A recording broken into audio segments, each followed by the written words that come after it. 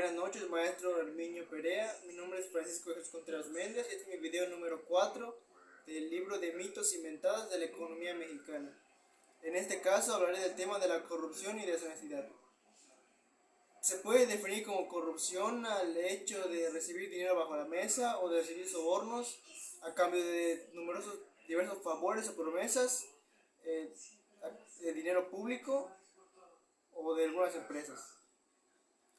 La corrupción causa numerosos problemas en la economía, ya que causa inseguridad a las personas que intentan, si el dinero público se destina a otros lugares, causa inseguridad hacia las personas que intentan intervenir, puesto que sienten que al hecho de entrar al mercado no podrían tener una competencia limpia, puesto que otras empresas estarían mejor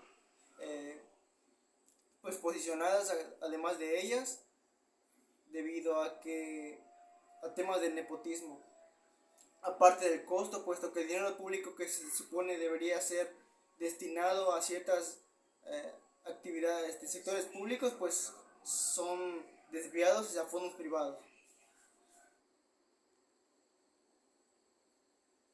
Sin embargo, aunque se sabe que causa numerosos problemas en la economía, no se sabe a ciencia cierta si un país pobre es el que ocasiona que exista corrupción, o a su inversa es la corrupción que causa pobreza en un país.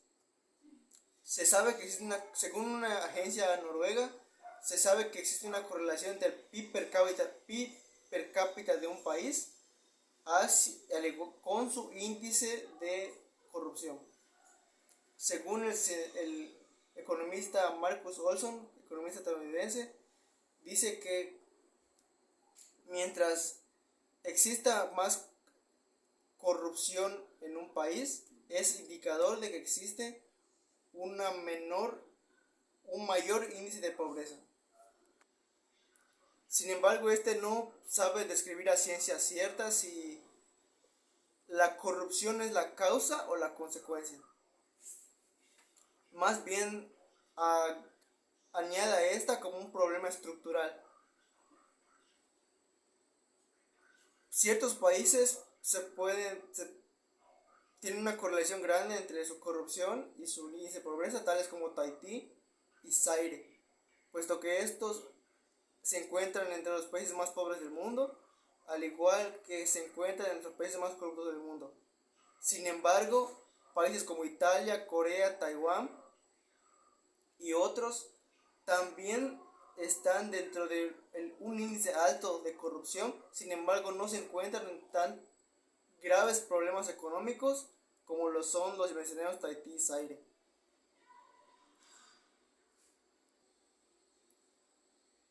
Un caso curioso se quedó un país altamente corrupto, pero con un crecimiento económico bastante importante en los últimos años, es el país de Corea del Sur, puesto que dentro de su etapa de desarrollo económico más alta, demostró tener un increíble índice de corrupción.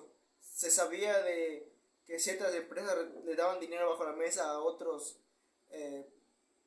ciertos funcionarios públicos para permitirles ampliar sus negocios, tener negocios pues no tan legales. Sin embargo, como sabemos debido a las clases que hemos tomado, la riqueza de un país depende de lo grande que son sus empresas. Por lo tanto, si la corrupción no afecta al crecimiento de estas, no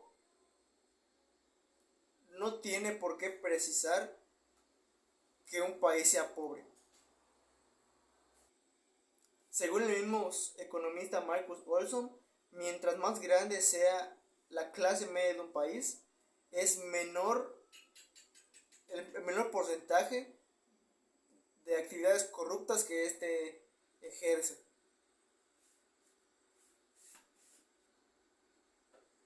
Y es entendible que la existencia de la clase media en su mayoría signifique que no haya tanta corrupción, puesto que digamos que las personas pobres o las comunidades pobres son las que son más propensas a aceptar hacer actividades corruptas a cambio de dinero, pues sus problemas económicos no permiten pues manejar sus finanzas de forma correcta para su supervivencia.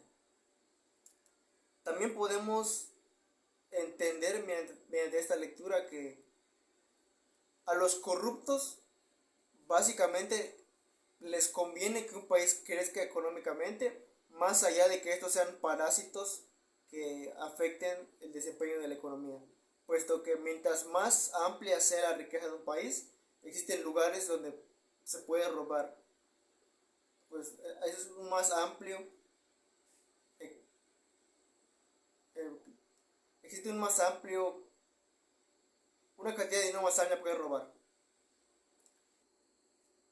Y si bien sabemos que la corrupción es pues una actividad moralmente reprobable, antiética y ilegalmente penada, es algo que el hecho de hacerla puede llevar a una persona a la cárcel, no tiene un porqué, no es directamente un ocasionador de pobreza, según lo que aclara esta lectura.